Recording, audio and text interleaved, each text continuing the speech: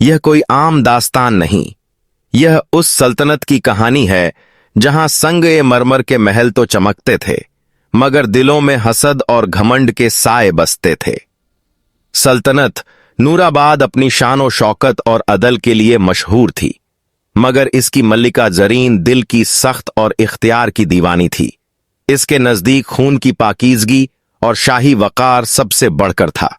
इसका इकलौता बेटा शहजादा सैफान मगर अपनी मां के बरखिलाफ नरम दिल और रियाया से मोहब्बत करने वाला था। एक दिन शहजादा भीस बदलकर शहर की गलियों में घूम रहा था कि उसकी नजर एक सादा लिबास लड़की आयशा पर पड़ी जो यतीम बच्चों को पढ़ा रही थी। उसकी आवाज में मिठास और आंखों में हया थी। शहजादा पहली ही मुलाकात में उसकी पाकीज़गी से प्रभावित हो गया। मुलाकातें बढ़ीं और मोहब्बत ने जन्म ले लिया। जल्द ही दोनों ने खामोशी से निकाह कर लिया। जब मल्लिका जरीन को इल्म हुआ तो उसके घमंड को ठेस पहुंची। उसने आयशा को कबूल करने से इनकार कर दिया और साजिशों का जाल बुनने लगी। कुछ महीनों बाद आयशा ने एक बेटी को जन्म दिया। मल्लिका ने हुक्म दिया कि बच्ची को महल से दूर ले जाकर खत्म कर दिया जाए करे। इसी लम्हे आसमान पर एक रोशन सितारा चमका और झुझुली जादुई परी नुमायां हुई। उसके सुनहरी परों से नूर बरस रहा था। उसने बच्ची को अपनी रोशनी में लपेट लिया। महल के सिपाही आंखों पर हाथ रखकर रह गए। परी ने बच्ची को जंगल के किनारे एक दरवेश के पास पहुंचा दिया। दरवेश ने इस बच्ची का नाम नूरिन रखा। नूरिन फितरत की गोद में पली बढ़ी।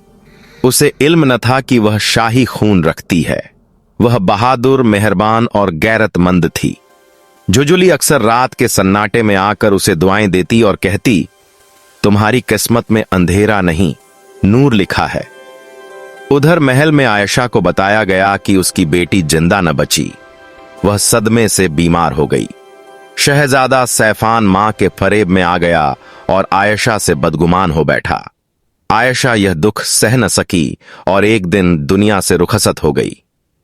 16 बरस बाद नूराबाद में ऐलान हुआ कि शहजादा सैफान अपनी सालगिरह पर अवामी मेला मुनक्किद करेगा। नूरिन भी दरवेश के साथ मेले में आई। उसकी आंखों की चमक देखकर शहजादा बेइख्तियार रह गया।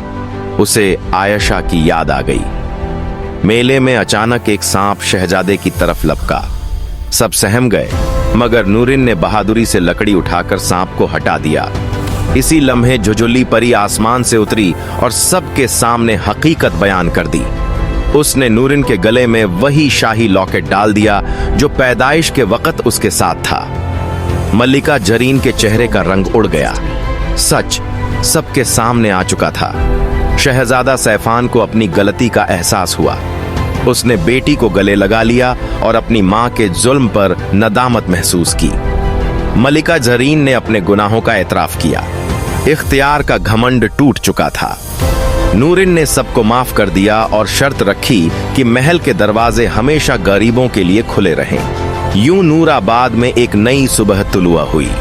सबक: घमंड सल्तनतों को अंधा कर देता है, मगर सच और सब्र आखिरकार रोशनी बनकर सामने आते हैं। अगर आपको ऐसी और कहानियां पसंद हैं तो चैनल सब्सक्राइब करें।